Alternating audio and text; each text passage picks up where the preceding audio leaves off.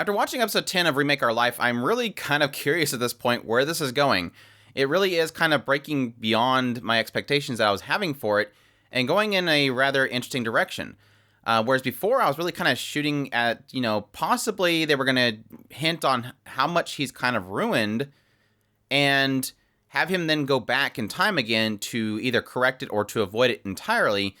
But after this episode, a lot of this focus seems to be kind of pushing this idea that things go on, which is, like I said, very intriguing because it is an alternative option, kind of accepting your mistakes and just going with it, rather than it be a, well, here you get one more chance, fix it, everything, fix it, yay, MMC fixes everything, and more of an idea that everybody else kind of has their own decisions, and they make their own decisions about their future, which I think is actually pretty bold. It is a pretty bold move. Most of this episode kind of just follows Kyoya as he's established that this is the world that he's in, so he's going to stick with it. He's going to make the most of it, so he is focused on incorporating himself into the world, basically being a father, I wouldn't really, we'll get into that later, being a father and working and getting kind of used to what his job is and what his role is in his job, establishing all these different groups that are in it. They have an A through D group, I believe I think it was 4 groups. And he's in this group, this is this group, and eventually the troubles that one group is facing, which is Kawasagawa's group. And Kawasagawa's group they're basically pushing this software through, they're pushing this project through. Apparently it was from another company altogether.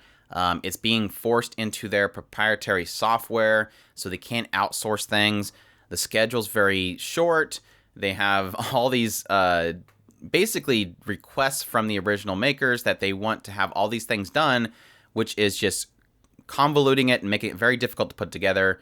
And yeah, that with the really short schedule, things are not going well with them. In the middle of all this, we had a couple scenes, one being that they have the illustrators failing to meet her times again. So he basically goes with Magane Moe girl, and they go there to see the illustrator again. She's cosplaying because apparently it helps her. That was kind of funny. And again, they kind of hit on the idea that she's kind of lost her desires. And not only that, but he even brings up her original inspiration again. And this seems to be something that, again, is at this point in her time is not helping. Like, she's like, it's not enough. And this gets into a conversation right after this with Koya and Megane Moe. I'm sorry, I'm saying that name a bunch. Just going with it. That, again, this is like so paralleling Akishino's story. Like, this is like just paralleling to no apologies.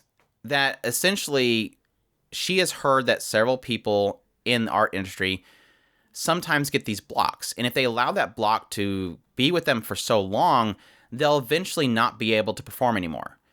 And it always takes some sort of trigger to get them sparked back to doing it again.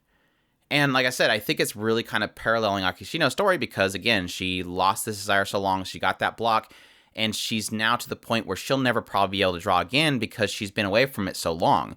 But it's insinuating here something that eventually Akishino may get that inspiration, that trigger that will get her to draw again.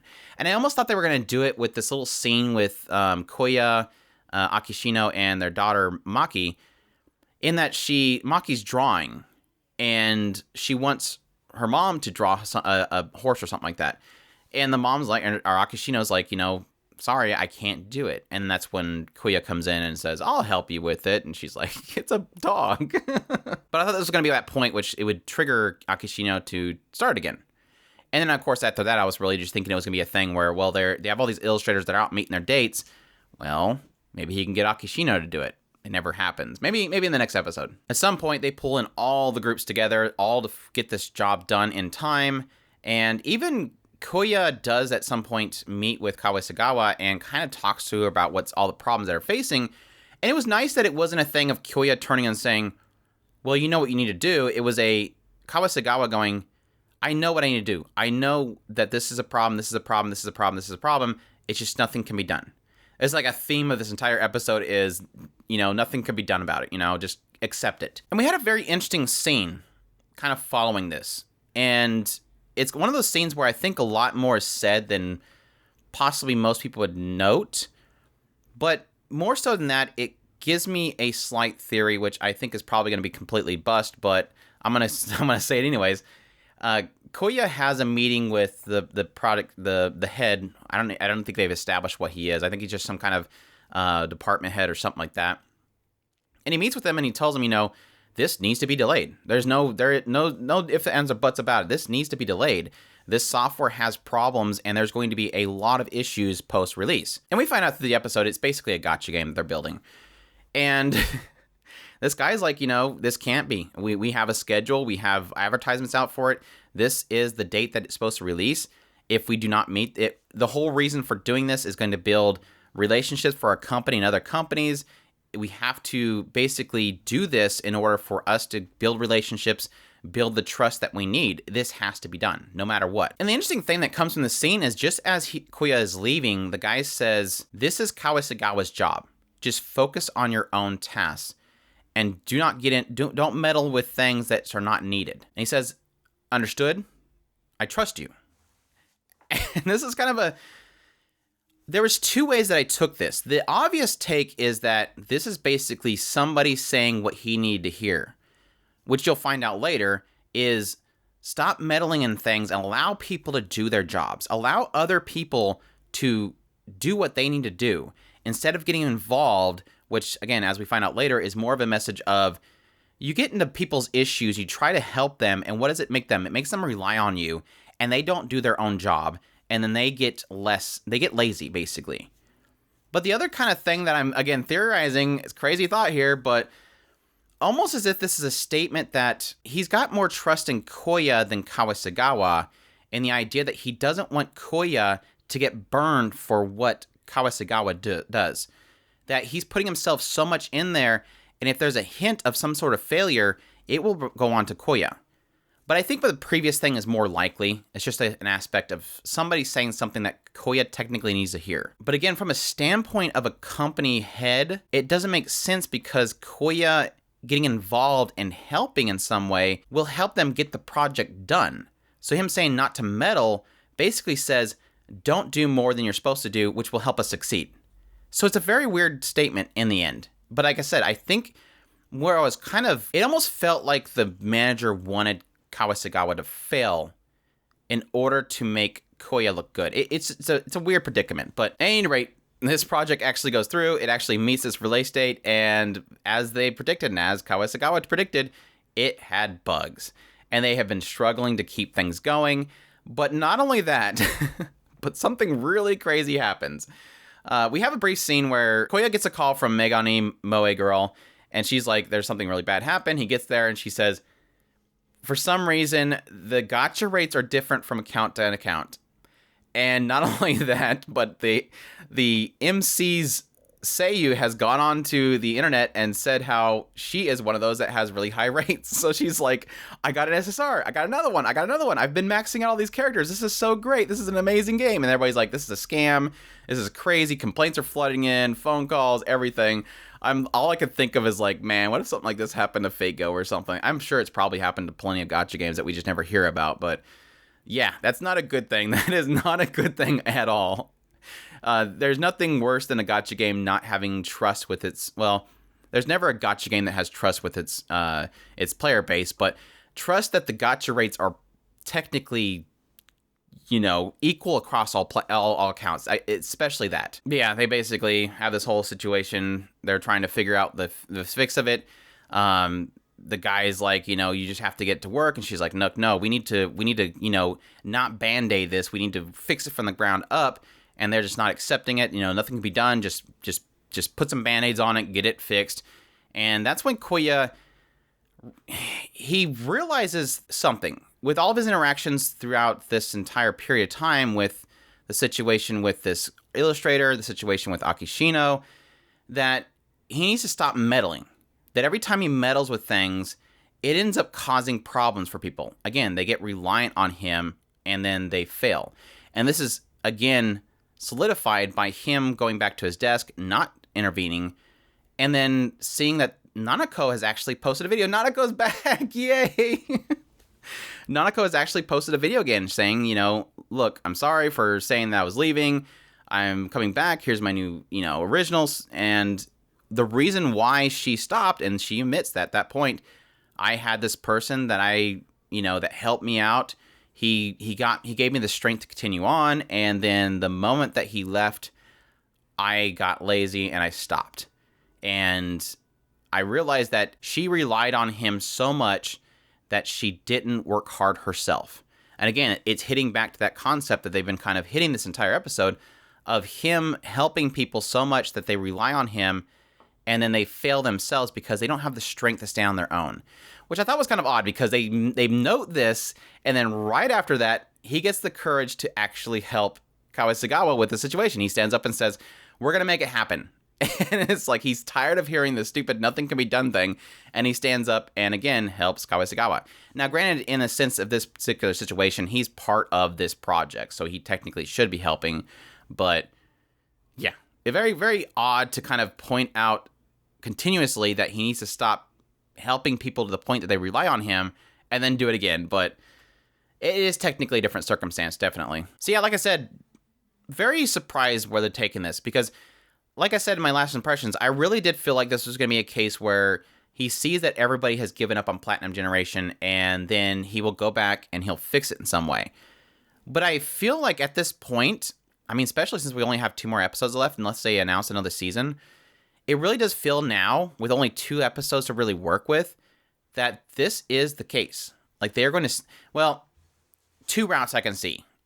One is going to be that episode 11 is going to be where he's really trying to fix this project, and he pulls out all the stops to fix this one project. And what that ends up doing during that process is possibly pull Akishino into the project to help it out with her artwork, but also possibly contacting Tsuruyuki to get him involved as well. There's a possibility there of him being able to pull people into the current project and just go from here forward.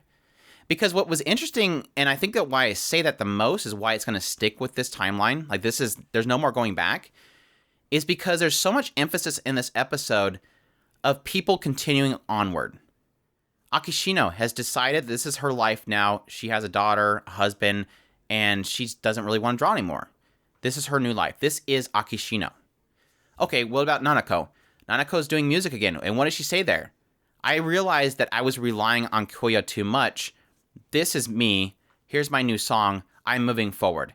And it even says at some point, Koya says, this isn't this isn't Nanako anymore, or this isn't Nana anymore. She has decided that she is now Nanako Kogura, and this is her life. It is decided that this is her moving forward. And I think at some point they're probably going to do that same thing with Tsuruyuki. Well, this is Tsuruyuki's new life, and he's decided to do this now. What is he doing now? They haven't really got into that at all, but I think what it's really emphasizing right now is that they don't need to be Platinum Generation to be people. Like there's so much focuses on the Platinum Generation. This is them. This is them as people, and they've chosen this or that. Not so much that he's screwed them up, but that he's changed them, and this is their new life. And so it's going to be a bittersweet path with that. The other option really is to have him struggle and fight for this, possibly get this whole project to be positive, but then episode 12 be a reset back to some point, and then it be a kind of left on a, well, this is life. What am I going to do now? But again, I think that a lot of that really is my mindset of being, is this a visual novel, a future visual novel that Front Wing's going to do, I think. Granted, they do have a manga and a light novel and everything, but it feels like that's like a possible future for this particular title. Well, I correct myself. Apparently, originally it was a light novel. I, for some reason, thought it was a multimedia thingy where they were doing both at the same time. But either way, I know eventually they'll probably do a visual novel. But yeah, that's my thoughts. Like I said, very interesting direction. Not quite the direction I was going for, but at the same time, I think it has its own message. And I think it's very surprising the message that it's doing. And like I said, the idea of just moving on. The idea that you just can't fix it. And this is their life. And this is what they've chosen personally. I think it's kind of an interesting concept to put so much emphasis on Koya as everybody's life was controlled by him. It really does steal the individuality of each of these characters to make so much emphasis on what he's done. Granted, I think a single person in people trusting you can affect people's lives. I mean, that's An easy example is somebody that is trusting of an entrepreneur, and that entrepreneur says, hey, we're going to do this new company. Give me the next 2 years of life and let's make it happen. And then that fails, it ruins those people's lives. It almost has a similar idea to it. But like I said, it almost gives too much credit to one single person and robs the others of the individuality that they have. But like I said, that's technically the point, especially with a character like Akishino and what she was doing with her art and what they kind of laid it out as. So like I said, I'm really curious what they'll go from this point, if it's going to be a bittersweet end, or if they'll possibly pull everybody together in a way that's not going to be too cheesy. Like I mentioned with my idea of episode 11 being the idea that maybe he might pull in Akishino to be an artist temporarily. He might pull in Nana to do a song. I hope it's not that cheesy. I hope it's not that easy, I guess. I hope it's well written, and then it pulls them together in a way that is actually interesting and not too, I guess, forced. But we'll see. But that's my thoughts on episode 10 of Remake Our Life. If you like this video, leave a like down below. Comment, let me know what you thought of the episode. Subscribe if you haven't already. Share this video if you can. And y'all take care.